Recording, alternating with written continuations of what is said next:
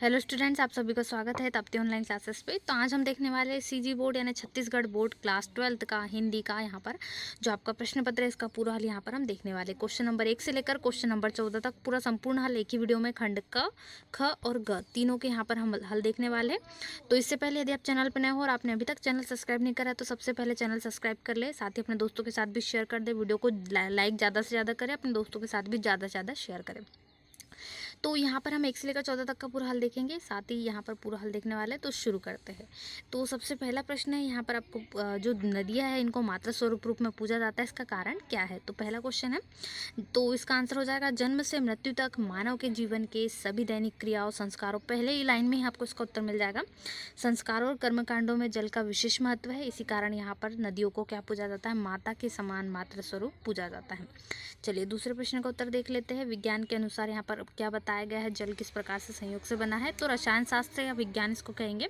Science के अनुसार क्या है, जल का निर्माण 2 भाग से हुआ है। परमाणु जो 2 भाग है उसमें से पहला यहाँ पर हाइड्रोजन गैस से हम बात कर रहे हैं उसकी, और ऑक्सीजन गैस से इससे मिलकर ये सहयोग करके बनता है यहाँ पर, यानी कि H2। इस प्रकार से हम यहाँ पर जल की बात करें, और O यानी कि ऑक्सीजन, तो यहाँ पर H2 मिलके बनते हैं। तो ये आपका उत्तर हो। हेलो बच्चों, पढ़ाई में डाउट्स आते हैं, घबराइए मत, सबका सोल्यूशन है डाउटनट। बच्चों, आप किसी भी सवाल में आप अटक गए हो या आपसे सॉल्व नहीं हो पा रहा है, बस आपको उस क्वेश्चन का फोटो लेना है, क्वेश्चन को क्रॉप करना है और 5 सेकंड के अंदर अंदर आपको उस क्वेश्चन का वीडियो सॉल्यूशन मिल जाएगा।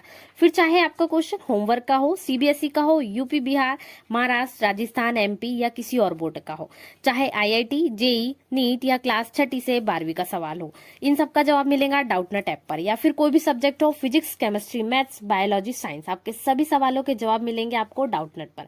साथ ही आप डाउटनट ऐप पर पढ़िए कोटा की बेस्ट फैकल्टी जैसे जीबी सर, एनजे सर, आकांक्षा मैम, प्रिंस सर जैसे टॉप टीचर्स, यानी अब पूरी पढ़ाई होंगी डाउटनट ऐप पर। 3 करोड़ से ज्यादा बच्चे डाउटनट ऐप पर पढ़ाई कर रहे हैं, तो आप भी जाइए और डाउटनट ऐप इंस्टॉल कीजिए। इस प्रकार से हम यहाँ पर जल की बात करें, और O यानी कि ऑक्सीजन, तो यहाँ पर H2 मिलके बनते हैं। तो ये आपका उत्तर हो जाएगा। तीसरा है, साहित्य में किस प्रकार से महत्ता बताइए जल की। यहाँ पर इसका उत्तर हो जाएगा, साहित्य में जल की महत्ता को बताते हुए कवि कहते हैं, रहीमन पानी रखिए बिन पानी सब सुन, पानी गए न उभरे मोती मानस चुन। बहुत अच्छा दोहा इन्होंने बताया है। चलिए क्वेश्चन नंबर 4 देख लेते हैं। यहाँ पर आपको जो जल चक्र है इसको किस प्रकार से संचालित करते हैं। तो जल चक्र प्रकृति के पर्वत, पहाड़, नदियाँ, बादल, सागर, वृक्ष, सूर्य सभी सहयोगी बनकर जल चक्र को संचालित करते हैं। अब 5वां प्रश्न है, नीर, अम्बु, पानी, ये किसके पर्यायवाची, जल के पर्यायवाची है। तीनों यहाँ पर आपको लिखने के लिए कहा गया, 2 तो कोई भी 2 इनमें से लिख सकते हैं। चलिए 6वां प्रश्न देख लेते हैं। पर्यावरण को सुरक्षित रखना क्यों आवश्यक है या शुद्ध रखना क्यों आवश्यक। क्योंकि पर्यावरण का हमारे जीवन में बहुत महत्व है, इसके बिना हम जीवन की कल्पना नहीं कर सकते। इसी कारण हमें पर्यावरण को शुद्ध रखना बहुत आवश्यक है। यहाँ पर अगला शीर्षक है, आपको इसका जो है शीर्षक देना है क्वेश्चन नंबर 7 जो हमें पैराग्राफ दिया गया पूरा जल के ऊपर है। तो जली जीवन इसका सबसे अच्छा हो सकता है, या जल का महत्व, या जल की महत्ता, या हमारे जीवन में जल का महत्व, ये सारे कुछ टाइटल आप दे सकते हैं। तो यहाँ पर इतने में से आप कोई भी एक टाइटल अच्छे से लिख सकते हैं। चलिए अगला प्रश्न देखते हैं। अगले प्रश्न में आपको यहाँ पर जो दिया गया है काव्यांश, उसके यहाँ पर प्रश्नों के उत्तर देना है। तो पहला प्रश्न यहाँ पर जो बताया गया है उसका अर्थ हमें बताना है, कौन सा खजाना छिपाया हुआ है। तो ईश्वर के द्वारा प्रकृति के भीतर जो खजाना छिपा है वो है वैभव का, अर्थात सुख समृद्धि का खजाना छिपाया गया।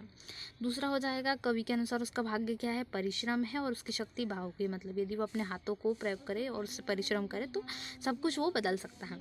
तीसरे प्रश्न में भाग्यवाद को पाप पर पड़ा हुआ पर्दा माना गया है, जबकि शोषण को अस्त्र का प्रतीक माना गया है, ये दोनों। चलिए अगला प्रश्न देखते हैं। अगले प्रश्न में आपको निबंध पूछा गया है। तो यहाँ पर कोरोना वायरस पर आप लिख सकते हैं, चाहे तो अन्य विषय पर भी आप लिख सकते हैं, जैसे कि कोरोना पे यदि आप निबंध लिखते हैं तो सबसे पहले कोटेशन यानी कि स्लोगन लिखना बहुत आवश्यक है। उसके बाद प्रस्तावना, उद्गम, उसका विषाणु क्या है, कैसे फैलता है, उसके लक्षण, उपाय, और इस यदि संक्रमण हो जाए तब, और उपसंहार और प्रस्तावना सबसे मुख्य तत्व होते हैं किसी भी निबंध के लिए। ये प्रस्तावना इस प्रकार से आप लिख देंगे। उसके बाद यहाँ पर पॉइंट हो जाएगा, कोरोना का उद्गम किस प्रकार से होता है, कोरोना विषाणु है किस प्रकार से है, ये क्या कार्य करता है, कैसे फैलता है, ये पूरा आपको वर्णन करना पड़ेगा। इसके लक्षण क्या हो सकते हैं, ये इससे बचाव के उपाय आपको किस प्रकार से करना चाहिए, ये सारा कुछ वर्णन आपको अपनी उत्तर पुस्तिका में अच्छे से लिखना होगा। अच्छे, और साथ ही इसके वर्णन आप इस प्रकार से लिख सकते हैं, जो इसके वायरस संक्रमण यदि हमें हो जाए तो हम क्या करें, कोविड पॉजिटिव यदि हो जाते हैं तो उसका फिर लास्ट में उपसंहार ही लिख देंगे। तो निबंध यहाँ से कंप्लीट हो जाएगा। अगले प्रश्न में आपको यहाँ पर जो अथवा उसमें भी दिया गया है, तो पोस्ट मास्टर को पत्र लिखना है कि आपके यहाँ पर मोहल्ले में जो नियमित डाक है उसका वितरण नहीं हो पाता है, कभी कभार आता है या आता ही नहीं है। इसकी देरी से बहुत नुकसान भी हो जाता है, तो इसके लिए शिकायती पत्र हम लिखेंगे। तो सबसे पहले आप यहाँ पर लिख देंगे सेवा में पोस्ट मास्टर। यहाँ पर आपको जगह चेंज करना है, आप यहाँ पर रायपुर छत्तीसगढ़ या अपने अनुसार जगह लिख सकते हैं। साथ ही यहाँ पर दिनांक भी लिख सकते हैं। तो विषय हो जाएगा गांधीनगर, या अपने क्षेत्र मोहल्ले का भी नाम लिख सकते हैं। इसमें डाक वितरण की अनियमितता के संबंध में पत्र लिख रहे हैं। निवेदन है कि यहाँ पर आपको पूरा बताना पड़ेगा क्या प्रॉब्लम है हमारी, कि आजकल हमारे जो क्षेत्र का नाम है वो डाक वितरण की व्यवस्था नियमित रूप से नहीं हो रही है। पत्र वितरण में लगातार अनियमितता हो रही है। इसके कारण मोहल्ले वासियों को अत्यधिक परेशानी का सामना करना पड़ रहा है। आवश्यक पत्र विलंब से मिलने के फलस्वरूप यदा कदा बहुत नुकसान भी हो जाता है। फिर इसलिए आपको लिखना पड़ेगा, आशा है कि आप मोहल्ले वासियों की परेशानी को दृष्टिगत पद में रखते हुए क्षेत्र के पोस्टमैन को नियमित रूप से डाक वितरण किए जाने का आदेश देंगे। फिर प्रार्थी अक्षय कुलश्रेष्ठ, यहाँ पर अपना नाम और यहाँ पर अपनी सोसाइटी कॉलोनी का नाम यहाँ पर लिख सकते हैं। गांधीनगर 109A जैसा लिखा है ऐसा रायपुर छत्तीसगढ़ आप अपने अनुसार लिख सकते हैं। चलिए आगे बढ़ते हैं। क्वेश्चन नंबर 5 के लिए देखते हैं। सबसे पहला प्रश्न, एडवोकेसी पत्रकारिता किसे कहा जाता है? तो जब समाचार संगठन कोई खास उद्देश्य या मुद्दे को उठाकर उसके पक्ष में जनमत तैयार करता है, यानी जनता का जो है फैसला वो तैयार करता है, तो इस तरह की पत्रकारिता को पक्षधर या एडवोकेसी पत्रकारिता कहा जाता है। ये हो गया पहले प्रश्न का उत्तर। चलिए आगे देख लेते हैं। जो हिंदी वेब जगत है उसमें यहाँ पर पत्रिकाओं के नाम पूछे जो बहुत प्रचलित है। सबसे पहले अनुभूति, अभिव्यक्ति, हिंदी नेस्ट और सराय, ये आप इनके नाम लिख सकते हैं। और अगला प्रश्न है, यहाँ पर आपको प्रमुख भाग पूछे गए, तो कोई भी 2 प्रमुख भाग लिख सकते हैं, समीक्षा या वार्ता या साक्षात्कार। 3 लिखी गई है, यहाँ पर 2 कोई भी लिख सकते हैं।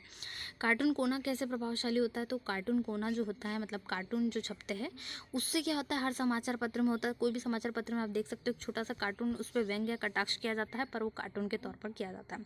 इसके माध्यम से क्या होता है, सटीक टिप्पणियां पाठक को छू जाती है दिल को, इसी कारण ये प्रभावशाली बनाता है। प्रश्न क्रमांक 6 में कहानी के तत्व पूछे गए हैं। पूरे 6 तत्वों के सिर्फ नाम लिखने के लिए कहा गया, तो केवल नाम लिखे कहानी के तत्वों के, जैसे कथा वस्तु, चरित्रण, संवाद, देश काल या वातावरण, उद्देश्य और शैली, ये सारे आपको लिखना है। चलिए आगे बढ़ते हैं। पत्रकारिता के प्रमुख प्रकार पूछे गए, तो खोजपरक, जो विशेषीकृत पत्रकारिता है, ये सारे आपको लिखना है। चूँकि संक्षेप में कहा गया तो ये सारा वर्णन आपको शॉर्ट में लिख देना है। जैसे कि वॉचडॉग पत्रकारिता हो गई, एडवोकेसी और वैकल्पिक, ये सारी पत्रकारिता के प्रकार में आपको बता देना है। यहाँ पर ये इस प्रकार से सारे वर्णन हो जाएगा। शरद ऋतु का जो प्रातःकाल है, अगले प्रश्न में यहाँ पर हम बढ़ते हैं आगे प्रश्न क्रमांक 8 की ओर। तो यहाँ पर जो शरद ऋतु का प्रातःकाल कैसा है, तो प्रातःकाल सवेरे का सूरज जिसे कहा जाता है। यहाँ पर प्रातःकाल भी लिख सकते हैं, खरगोश की आंखों जैसा लाल लाल दिखाई देता है, तो ये शरद ऋतु के प्रातःकाल के लिए कहा गया। इस कविता का शीर्षक क्या हो जाएगा, पतंग, और इसके कवि कौन है, आलोक धनवा, ये जो कविता ली गई है। चलिए आगे बढ़ते हैं। अगले प्रश्न का उत्तर आपको इस प्रकार से लिखना है। आसमान में सूर्यदेव भी कम दिखते हैं, बड़े मध्यम हो जाते हैं, उनकी जो गर्मी है मानव ग्रहण उनकी गर्मी को, और बदन, इस प्रकार से आपको पूरा वर्णन यहाँ लिखना है। और साथ में ही जो प्रातःकाल में पूरा वर्णन किया गया है, तो ये आंसर हो जाएगा।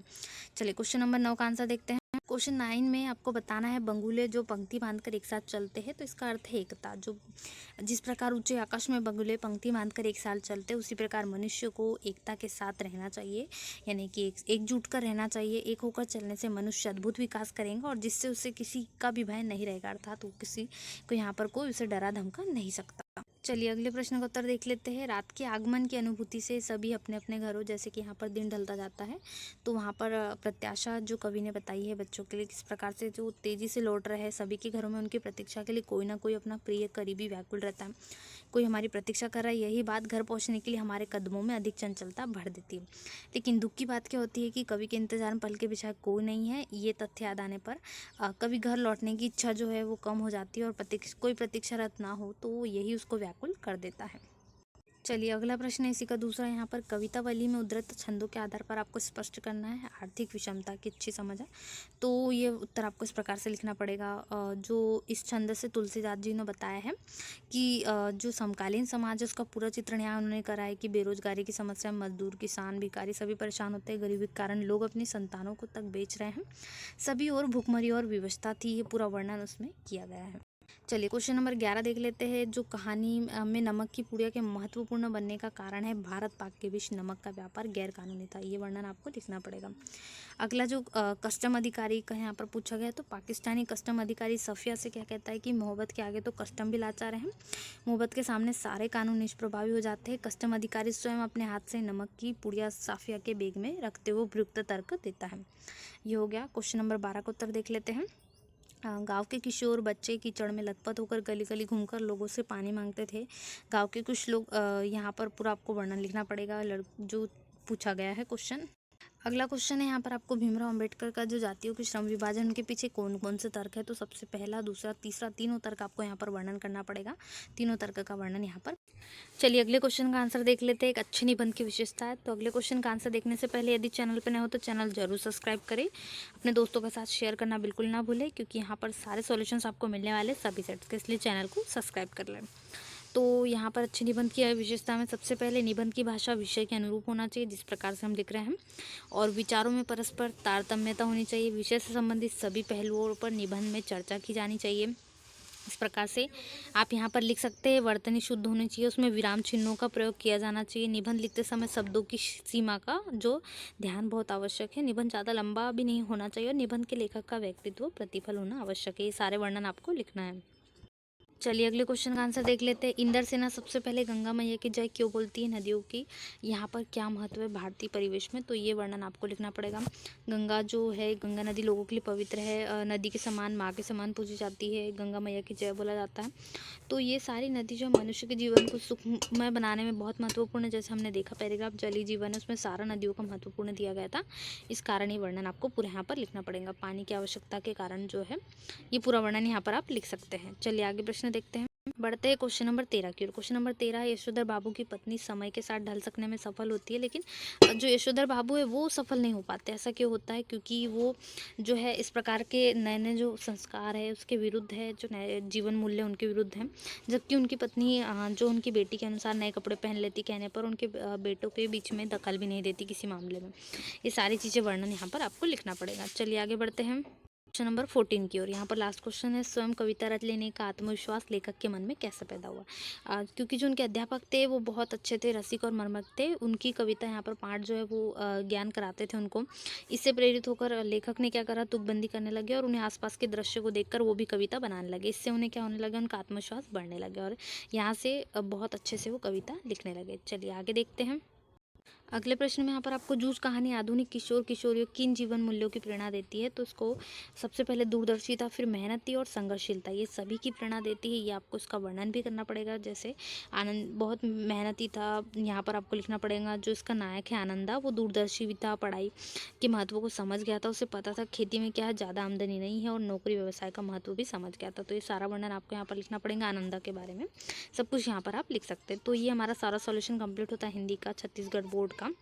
तो मिलते हैं ऐसे नए वीडियो में। तब तक वीडियो को अपने दोस्तों के साथ शेयर करना बिल्कुल भी ना भूलें। सारे solutions, complete solutions, full solution आपको इसी चैनल पे मिलेंगे, इसलिए चैनल को सब्सक्राइब कर ले, वीडियो को लाइक कर दे और अपने दोस्तों के साथ भी वीडियो को शेयर कर दें। मिलते हैं ऐसे नए वीडियो में। Thanks for watching.